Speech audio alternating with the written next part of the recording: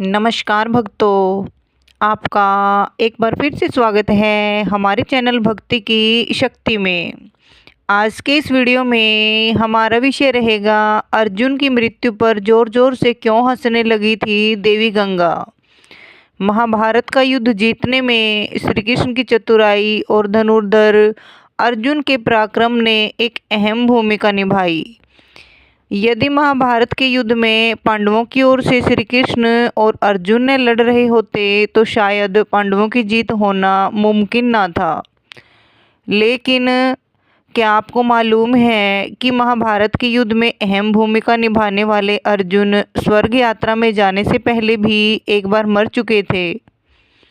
इसका मतलब ये है कि अर्जुन की अपने जीवन में 2 बार मृत्यु हो चुकी थी और उनकी मृत्यु के दौरान देवी गंगा जोर जोर से ठहाके लगाकर हंसने लगी। मगर क्यों अर्जुन की मृत्यु पर माँ कुंती के रोने पर देवी गंगा हंसने लगी? क्यों खुद भी एक माँ होने के बावजूद देवी गंगा दूसरी माँ के दुख पर ठहाके लगा रही थी? महाभारत के युद्ध में जब पांडवों की जीत हुई तो हस्तिनापुर की गद्दी पर बैठे ज्येष्ठ पुत्र युधिष्ठिर, इसके बाद श्री कृष्ण ने युधिष्ठिर को सुझाव दिया अश्वमेध यज्ञ कराने का, जिसके बाद युधिष्ठिर ने अश्वमेध यज्ञ को आरंभ करते हुए अश्वमेध को अर्जुन के नेतृत्व में रवाना कर दिया। जब जिस दिशा में अश्व चलता जाता उसी के पीछे पीछे अर्जुन और उनकी सेना भी चलती जाती।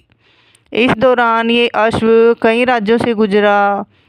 जिन भी राज्यों से वो अश्व गुजरा उन सभी राज्यों के साथ अर्जुन ने युद्ध लड़ा।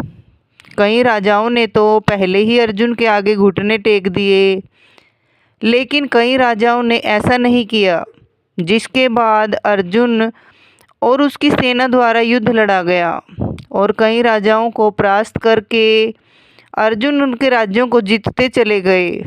ऐसे कई राज्यों को अपने अधीन करते हुए अर्जुन मणिपुर पहुँचे, जहाँ पर उनका सामना हुआ वर्बुवाहन से। आपको बता दें कि वर्बुवाहन अर्जुन और चित्रागंधा के पुत्र थे और अपने पिता अर्जुन के उनके राज्य में पधारने से वे काफ़ी उत्साहित थे। उन्होंने युद्ध के बारे में कुछ सोचा ही नहीं और अपने पिता अर्जुन के स्वागत के लिए वे राज्य की सीमा पर जा पहुँचे। लेकिन जैसे ही वर्बुवाहन अर्जुन का स्वागत करने के लिए आगे बढ़े, वैसे ही अर्जुन ने उन्हें रोकते हुए कहा कि मैं इस समय तुम्हारा पिता नहीं बल्कि हस्तिनापुर के नरेश का प्रतिनिधि हूँ और क्षत्रिय होने के अनुसार इस समय तुम्हें मेरे साथ युद्ध लड़ना हो चाहिए।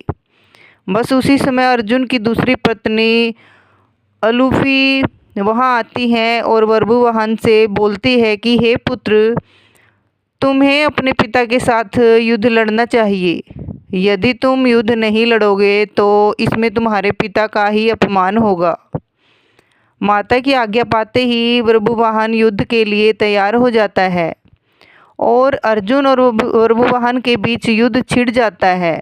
ये युद्ध काफ़ी समय तक चलता है, मगर इस युद्ध को कोई परिणाम न निकलने के कारण वर्बुवाहन कामाख्या देवी से प्राप्त दिव्य बाण का इस्तेमाल करते हुए अर्जुन पर प्रहार करता है, जिससे अर्जुन का सिर धड़ से अलग हो जाता है और अर्जुन की मृत्यु हो जाती है।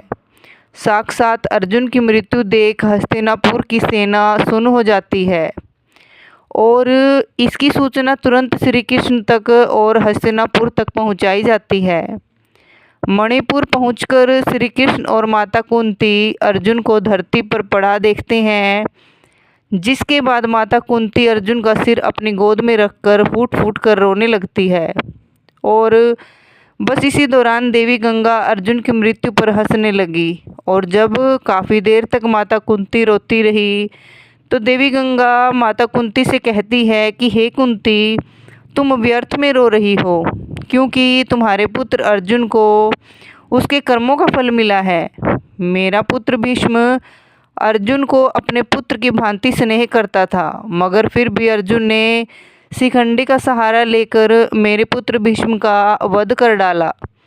मैं भी उस समय ऐसे ही रोई थी जैसे तुम आज अपने पुत्र के लिए रो रही हो। मैंने अपने पुत्र के वध का बदला ले लिया और अब आप रो रही हैं और मैं हंस रही हूँ। अपने पुत्र के वध का बदला लेने के कारण मैं हंस रही हूँ, क्योंकि जिस कामाख्या देवी के बाण से बर्बुवाहन ने अर्जुन का सिर धड़ से अलग किया है वो मेरे द्वारा ही प्रदान किया गया था। देवी गंगा के शब्दों में बदले की भावना झलक रही थी और देवी गंगा की इस बदले की भावना को देखते हुए श्री कृष्ण हैरान हो गए और देवी गंगा से बोले, हे देवी, आप किस बदले की बात कर रही हैं? आप किस से बदला लेंगी? अर्जुन की माता कुंती से या फिर अर्जुन से? आप एक माता से प्रतिशोध कैसे ले सकती हैं? ये सुनकर देवी गंगा ने श्री कृष्ण से कहा कि हे वासुदेव, ये तो आप जानते ही हैं कि अर्जुन ने उस समय मेरे पुत्र का वध किया जब वो निहत्था था। जब अर्जुन का ऐसा करना उचित था तो अर्जुन का वध उसी के पुत्र द्वारा कराकर मैंने क्या गलत किया?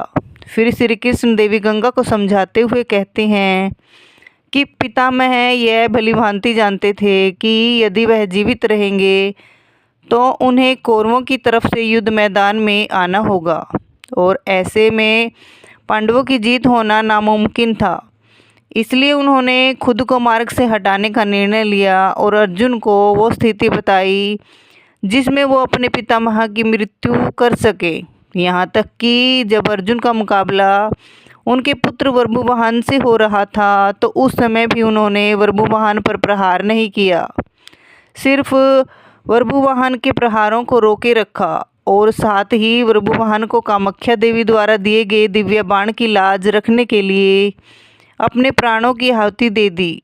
अब श्री कृष्ण द्वारा दिए गए तथ्यों को सुनकर देवी गंगा सोच में पड़ गई और उन्होंने श्री कृष्ण से अर्जुन को पुनः जीवित करने का मार्ग पूछा, जिसके बाद श्री कृष्ण देवी गंगा को उनकी प्रतिज्ञा वापस लेने को कहते हैं। जिसके बाद देवी गंगा ने अपनी प्रतिज्ञा वापस ली और अर्जुन का सिर धड़ से जोड़ दिया, मगर अब भी अर्जुन के प्राण वापस न आए थे।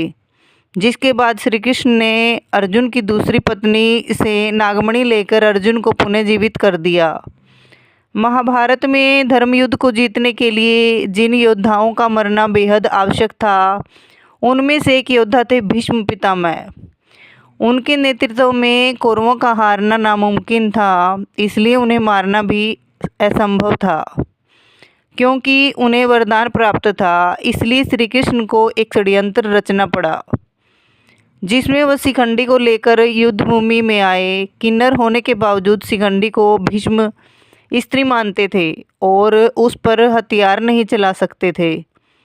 शिखंडी को युद्ध में सामने देख भीष्म पितामह ने अपने हथियार नीचे कर लिए। इसी मौके का फ़ायदा अर्जुन ने उठाया और उसने भीष्म पर तीरों की बरसात कर दी।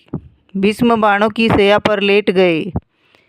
अपने पुत्र की यह दुर्गति देख उनकी माता गंगा को बहुत क्रोध आया और वो युद्ध भूमि में प्रकट हुई और उन्होंने अर्जुन को श्राप दे दिया कि उसकी मृत्यु उसके अपने ही पुत्र के हाथों होगी।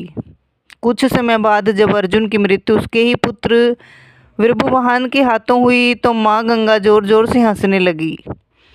कथा के अनुसार माँ गंगा ने ही अर्जुन के बेटे बर्बुवाहन को इस तरह भ्रमित किया कि उसने गुस्से में आकर अपने पिता का सिर काट दिया।